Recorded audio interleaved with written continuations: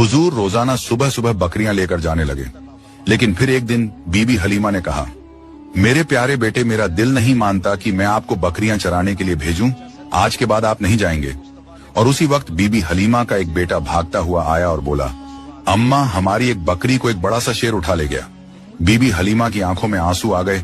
जब प्यारे नब्बी ने माँ को तकलीफ में देखा तो फरमाया, ए अम्मा, रो नहीं, मैं अभी जाता हूँ और बकरी को शेर से लेकर आता हूँ। बीबी हलीमा ने कहा, बेटा, वो बहुत खूंखार शेर है, वो अब तक हमारी बकरी को खा गया होगा।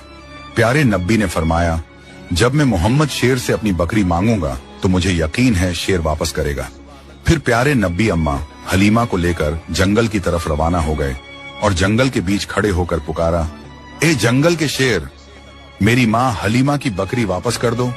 फिर जंगल से 2-3 बड़े शेर बीबी हलीमा की बकरी को साथ लिए दौड़ते हुए हुजूर पाक के करीब आए और कदमों में बैठ गए। प्यारे नब्बी ने फरमाया, ए शेरों, क्या तुम्हें पता नहीं कि ये मेरी माँ हलीमा की बकरियां हैं? बताओ, तुमने मेरी माँ की बकरी क्यों उठाई? शेरों ने अदब से कहा, ए अल्लाह के प्यारे महबूब, जब आप बकरियां चराने आते थे तो हम छुप छुप कर आपके चेहरा ए मुबारक का दीदार करते थे, आपके हुस्न को देखते थे। ऐसा हुस्न हमने कभी ना देखा था। लेकिन जब आप 3 दिन तक बकरियों को लेकर नहीं आए तो हम सब बेचैन हो उठे। फिर हमारे बड़े शेर ने हमसे कहा, अगर प्यारे नब्बी का दीदार करना है तो बीबी हलीमा की बकरी उठा लो या मोहम्मद सल्लल्लाहु अलैहि वसल्लम।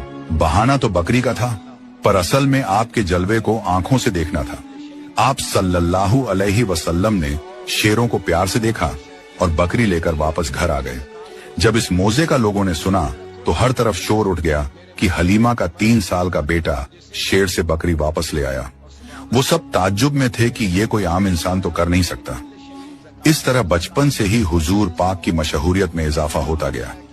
रेगिस्तान की हवा उस दिन कुछ अजीब सी थी। बीबी हलीमा की झोपड़ी के पास बच्चे खेल रहे थे और नन्हे मोहम्मद सल्लल्लाहु अलैहि वसल्लम भी उन बच्चों के साथ कुदरती मासूमियत और सुकून के साथ खेल रहे थे।